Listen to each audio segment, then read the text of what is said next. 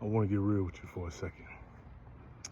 You know, often when I go run is when my messages come or when I get clarity how I want to deliver them on God, just say go and I press the button. So I was thinking about a lot of things. A lot of things been on my heart, a lot of things been on my mind lately. And this is the message. Over my short lifespan here, I've looked over my life.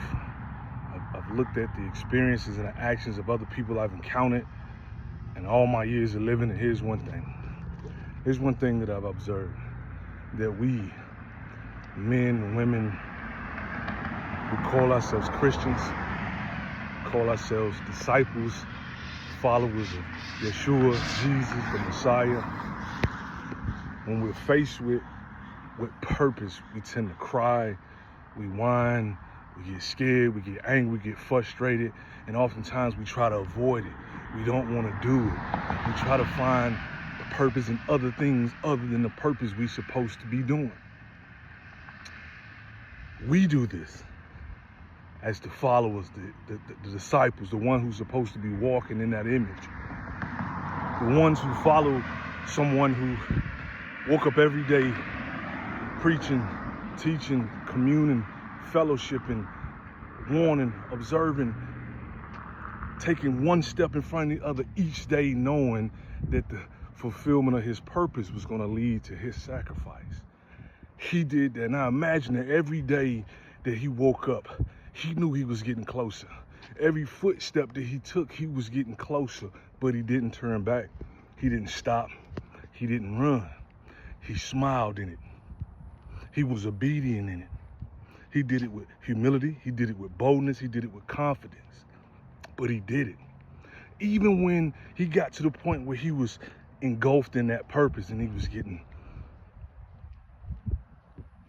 tortured and whipped, beat, and experiencing pain that we couldn't even imagine, he still didn't try to escape from it. He didn't try to back out of it.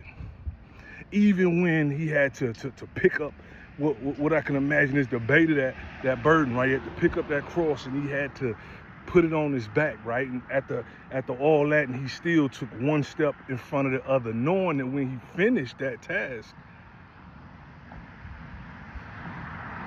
what was going to happen? But he still did it.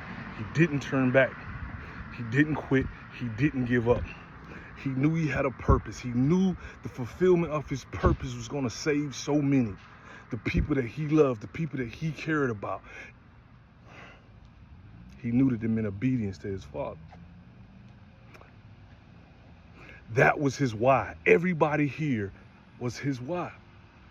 One foot in front of the other, knowing, can you imagine the gravity of how heavy your legs would feel, how heavy your continence would be if you knew your next step and your next step was leading you closer to death?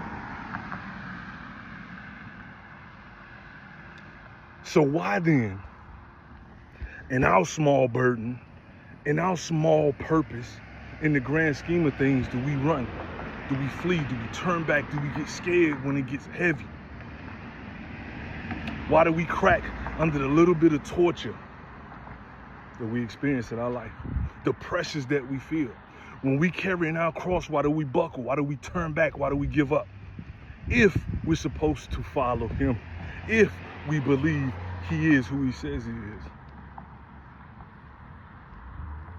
Step back from yourself. Reaffirm your identity and who you believe.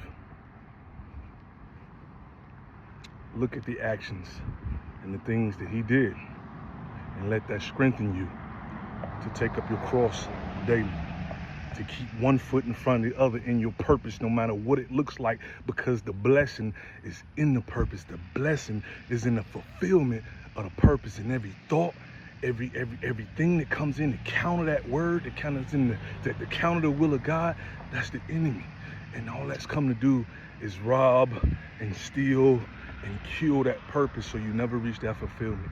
And that purpose that you have inside of you is not just for you. It's not for your personal gratification and pleasure. It's for everybody and everything that's attached to you. And because so many of us are not fulfilling purpose, so many of us are not aligned with it, is why so much is not getting done and why the conditions in the hearts of men are so bad. This is what he put on my heart to tell you today. If you don't like it, I don't know what to tell you. But I'm just a messenger. And for me, it's G-O-E. It's God over everything, every aspect, every day. And listen to me.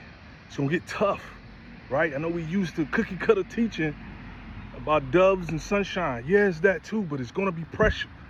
It's going to be tests. It's going to be trials. It's going to be attack.